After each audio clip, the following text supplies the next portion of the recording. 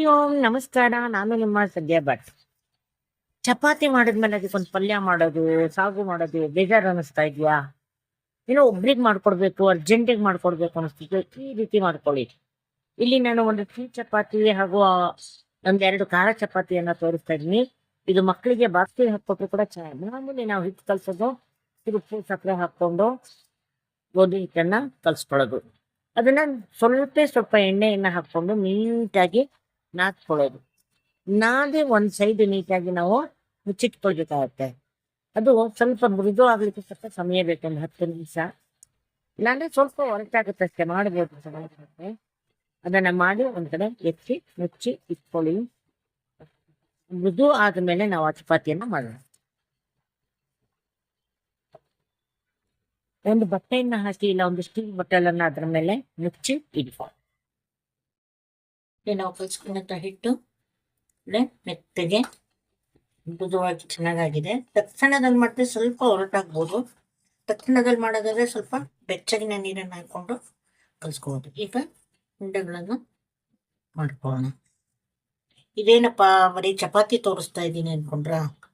ಚಪಾತಿ ಅಲ್ಲ, ನೀವು ಅರ್ಜೆಂಟಿಗೆ ಏನಾದ್ರು ಮಾಡ್ಕೋಬೇಕು, ಹಶ್ವಾಗ್ತಾ ಇದೆ, ತಕ್ಷಣ ಮಾಡ್ಕೋಬೇಕು, ಮಕ್ಕಳಿಗೆ ನಾವು ಡಬ್ಬ ಕಳಿಸ್ಬೇಕು, ಪಲ್ಯ ಮಾಡ್ಲಿಕ್ಕೆ ಪುರ್ಸೊತ್ತಿಲ್ಲ, ತರಕಾರಿ ಇಲ್ಲ ಅನ್ನೋ ಟೈಮ್ನಲ್ಲಿ ಹೇಗೆ ಮ್ಯಾನೇಜ್ ಮಾಡ್ಕೋಬೋದು ಅಂತ. ಸೊ ಮಾಡ್ಕೊಳ್ಳುವಾಗ ನಮ್ಗೆ ಇಲ್ಲಿ ಏನು ತರಕಾರಿ ಅವಶ್ಯಕತೆ ಬೇಕಾಗೋದಿಲ್ಲ. ಬಹಳ ಬೇಗ 2 in 1 ಅಂದರೆ ಚಪಾತಿ ನೆನೆಸ್ಕೊಳ್ಳೋಕ್ಕೂ ಏನು ಇಲ್ಲದೇನೆ ಆರಾಮಾಗಿ ತಿನ್ಬಹುದು. ಆ ರೀತಿಯಲ್ಲಿ ಈಗ ಇದನ್ನು ಮಾಡೋಣ. ಇಲ್ಲಿ ನಾನು ಒಂದು ಅರ್ಧ ಸ್ಪೂನು ಅಚ್ಚ ಖಾರದ ಪುಡಿ ತಗೊಂಡಿದ್ದೀನಿ. ಒಂದು ಚೂರು ಉಪ್ಪು, ಯಾಕಂದರೆ ಚಪಾತಿ ಹಿಟ್ಟಲ್ಲಿ ಉಪ್ಪಿದೆ. ಹಾಗೆ 2 ಚಮಚ ಎಣ್ಣೆಯನ್ನು ಹಾಕ್ಕೊಳ್ತೀನಿ. ಎಣ್ಣೆ ಅಥವಾ ತುಪ್ಪ ಏನು ಬೇಕಾದ್ರೂ ಹಾಕೋಬೋದು. ನಾನು 1 ಚಪಾತಿಗೆ 1 ಸ್ಪೂನ್ ಲೆಕ್ಕದಲ್ಲಿ 2 ಸ್ಪೂನ್ ಎಣ್ಣೆಯನ್ನ ತಗೊಂಡಿದ್ದೀವಿ. ಅಚ್ಚ ಖಾರದ ಪುಡಿ ಬದಲು ನಾವು ಬೇಕಾದ್ರೆ ರಸಮ್ ಪೌಡ್ರ್ ಕೂಡ ಹಾಕೋಬೋದು, ಅದು ಕೂಡ ಚೆನ್ನಾಗಾಗುತ್ತೆ. ಸೊ ನಮ್ಗೆ ಯಾವ ಟೇಸ್ಟ್ ಇಷ್ಟ ಆಗುತ್ತೆ ಅದ್ರ ಪ್ರಕಾರ ನಾವು ಮಾಡ್ಕೊಳ್ಬೋದು. ಈ ರೀತಿಯಲ್ಲಿ ಆಗುತ್ತೆ. ಈಗ ಇದನ್ನು ಚಪಾತಿಯನ್ನು ನಮ್ಗೆ ಯಾವ ಶೇಪಲ್ಲಿ ಬೇಕೋ ಆ ಶೇಪಲ್ಲಿ ಬೇಕಾದ್ರೆ ಲಟ್ಟಿಸ್ಕೋಬೋದು. ನಾನಿಲ್ಲಿ ಟ್ರಯಾಂಗಲ್ ಶೇಪಲ್ಲಿ ಮಾಡ್ತೀನಿ. ಈ ಸಂದರ್ಭದಲ್ಲಿ ನಾವು ಒಲೆ ಹತ್ತಿಸಿ ಹೆಂಚನ್ನ ಇಟ್ಕೊಂಡ್ಬಿಡೋಣ.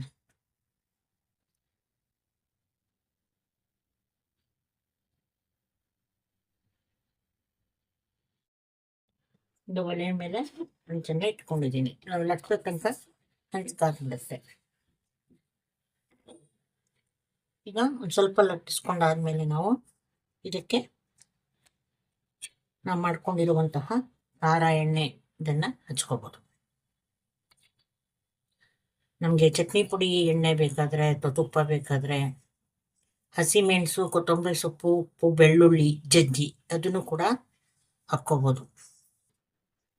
ಸೊ ನನಗೆ ಸಿಂಪಲ್ ಆಗಿರಲಿ, ಹೆಚ್ಚು ಮಸಾಲೆ ಎಲ್ಲ ಬೇಡ ಅಂತ ನಾವಿಲ್ಲಿ ಗರಂ ಮಸಾಲ ಕೂಡ ಇದಕ್ಕೊಂಚೂರು ಸೇರಿಸ್ಕೊಂಡ್ರೆ ಅದು ಒಂಥರ ಟೇಸ್ಟನ್ನು ಕೊಡುತ್ತೆ. ಸೊ ನಮ್ಮ ಅಭಿರುಚಿಗೆ ಇದನ್ನು ಮಡಿಸ್ಕೊಂಡ್ಬಿಡ್ತೀನಿ. ಮುಚ್ಕೊಂಡು ಲಟ್ಟಿಸ್ಕೊಂಡು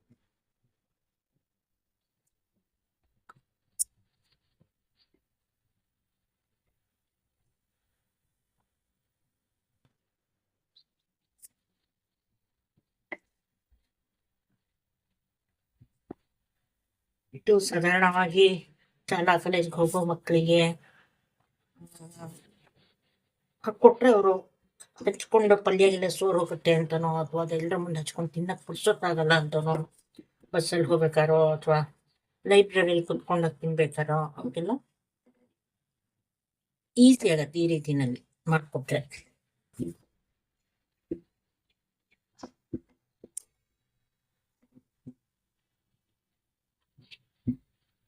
ನಮ್ಮಮ್ಮ ನಮಗೆ ಬೆಲ್ಲ ತುಪ್ಪ ಹಾಕಿ ರೋಲ್ ಮಾಡಿ ಕೊಡೋರು ಹೈಸ್ಕೂಲ್ಗೆಲ್ಲ ಹೋಗ್ಬೇಕಾದ್ರೆ.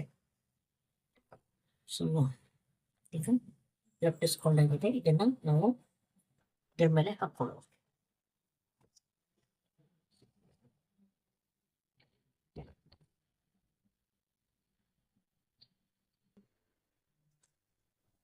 ಸ್ವಲ್ಪ ಎಣ್ಣೆ ಇಟ್ಕೊತೀನಿ.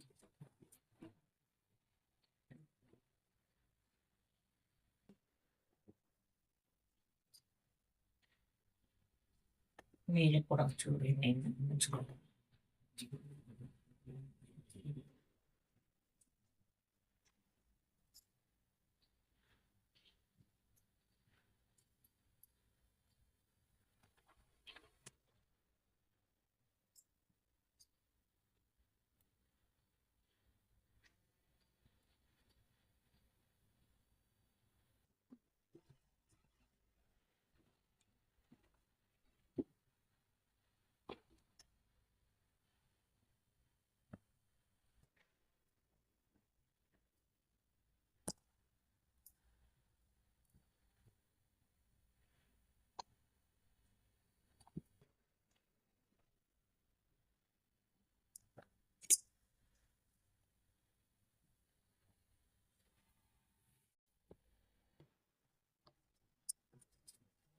ಸ್ವಲ್ಪ ಮೂಲೆಗಳನ್ನಷ್ಟೇ ಮತ್ತೊಂದ್ಸರಿ ಮಾಡಿಕೊಂಡ್ರೆ ಅಲ್ಲಿ ದಪ್ಪ ಇರಲ್ಲ.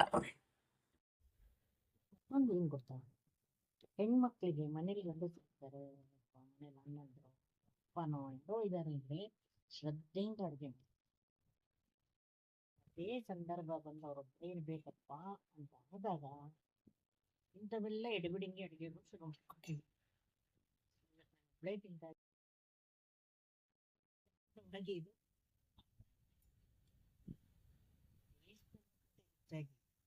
ಸೋಂಬೇರಿತನ ಅಂತ ಹೇಳ್ಬೋದು.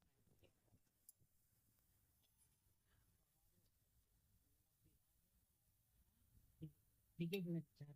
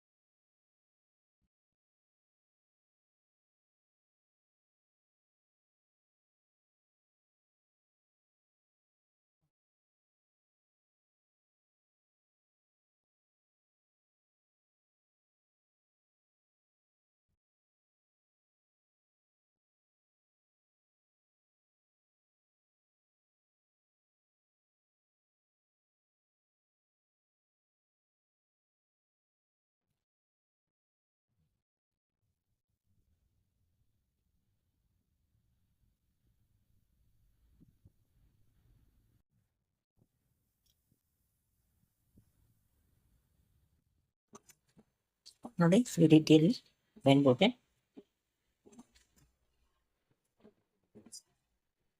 ಬಿಡಿಸಿದ್ರೆ ಪದ್ರ ಪದ್ರ ಪದ್ರ ಸಿಗುತ್ತೆ ನಮಗೆ. ನೋಡಿ, ಈ ರೀತಿ ನಮಗೆ ಪದ್ರ ಪದ್ರ ಸಿಗುತ್ತೆ.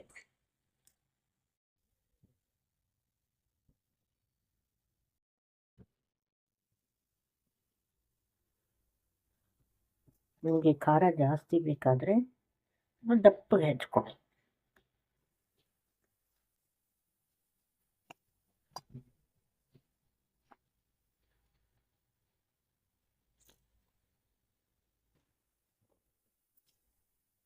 ನೋಡಿ, 2 ಚಮಚ ಸಕ್ಕರೆ, ಸ್ವಲ್ಪ ಸಣ್ಣ ಸ್ಪೂನು ಹೀಗಿನ ಮಿಕ್ಸ್ ಮಾಡ್ಕೊಬೋದು. ಜೊತೆಗೆ ಈ ಸಕ್ಕರೆ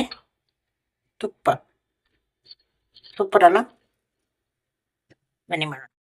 ಈ ಸಕ್ಕರೆ ತುಪ್ಪವನ್ನು ತುಂಬ ತುದಿ ಹಚ್ಚಬೇಡಿ.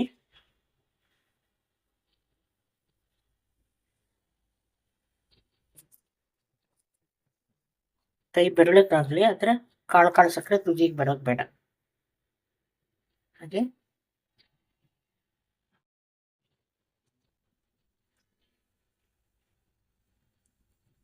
ನಿಮ್ಗೆ ಯಾರಿಗಾದ್ರೂ ಬಾಲ್ಯ ನೆನಪಾಗ್ತಾ ಇದೆಯಾ? ಈ ಒಂದು ಟೇಸ್ಟ್ ಮಾಡಿದಾಗ ನಾವು ಸುಮಾರು ಒಂದು 7-8 ವರ್ಷ 12 ವರ್ಷದೊಳಗೆ ತಿಂದಿರ್ತೀವಲ್ಲ, ಆ ದಿನಗಳಿಗೆ ಹೋಗ್ತೀವಿ ಅಲ್ವಾ? ಸೊ ಸೊ ರಿವರ್ಸ್ ಮಾಡಿ ನೋಡ್ಕೊಳ್ಳಿ ಏಜು. ಆ ರುಚಿಯನ್ನು ನೆನ್ಪು ಮಾಡಿಕೊಂಡು ಹಿಂಗೆಲ್ಲ ಮಾಡ್ಕೊಂಡು ತಿನ್ನಿ, ಅದ್ರ ಮಜಾನೇ ಬೇರೆ.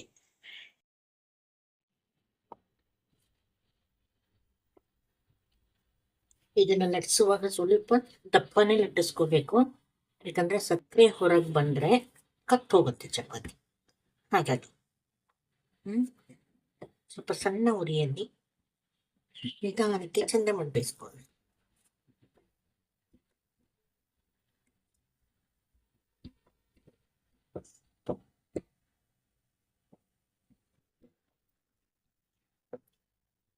ಸಾಕು ಇಷ್ಟು.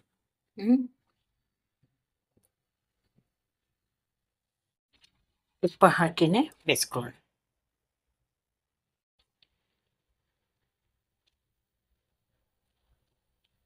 ಇದರಲ್ಲೂ ಎಮ್ಮೆ ತುಪ್ಪ ಇರಬೇಕು, ಮರಳಾಗಿರೋ ತುಪ್ಪ, ಸಕ್ಕತ್ತಾಗಿರೋದು. ಸೊ ನಾನು ಮಾಡಿರೋದು ಒಂದೇ ಟೇಸ್ಟು, ನೀವು ಹೇಳಿರೋದು 3-4 ಟೇಸ್ಟ್ಗಳು. ನಿಮ್ಮ ನಾಲಿಗೆ ರುಚಿ ಯಾವುದಕ್ಕೆ ಸೆಟ್ ಆಗುತ್ತೋ ಆ ಥರ ಮಾಡ್ಕೊಳ್ಳಿ. ಲೋಕೋ ಭಿನ್ನ ರುಚಿ ಅಲ್ವಾ?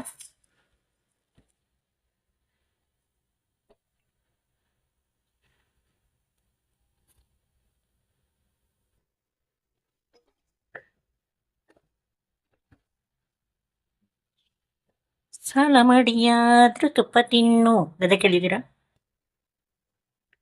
ತುಪ್ಪ ತಿನ್ಬೇಕಂತೆ ಇವಾಗ ಒಂದ್ಸರಿನಾರು ನಾವು ತುಪ್ಪವನ್ನು ದಿನಾ 1 ಮಿಳ್ಳೆ ತುಪ್ಪ ತಿನ್ನಬೇಕು ಅಂತ ಹೇಳ್ತಾರೆ.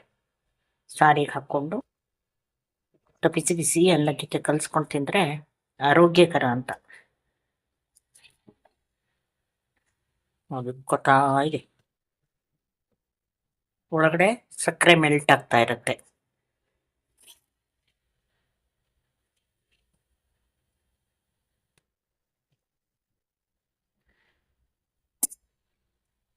ಟ್ರೈ ಮಾಡಿ ಕಾಮೆಂಟ್ ಮಾಡಿ ಹೇಗನ್ಸುತ್ತೆ, ನಿಮ್ಗೆ ಯಾವ್ದು ಇಷ್ಟ ಆಯಿತು? ಖಾರ ಚಪಾತಿ ಇಷ್ಟ ಆಯ್ತಾ ಅಥವಾ ಸಿಹಿ ಚಪಾತಿ ಇಷ್ಟ ಆಯ್ತಾ ಅಂತ. ನನಗೆ 2 50-50. ಆದರೆ ಮಜಾ ಏನು ಗೊತ್ತಾ, ಇನ್ನು ಒಂದು ಕಡೆ ಕುತ್ಕೊಂಡು ತಿನ್ನಕ್ಕೆ ಮನ್ಸು ಬರಲ್ಲ, ಓಡಾಡ್ಕೊಂಡು ತಿನ್ಬೇಕು ಅಂತ ಅನ್ಸುತ್ತೆ.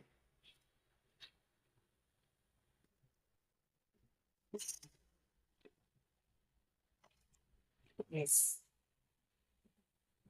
ರೆಡಿ ನೋಡಿ. ಪದ್ರ ಹೊರಗಡೆ ಸಕ್ಕರೆ ಕಾಣಿಸ್ತಾ ಇದೆಯಾ?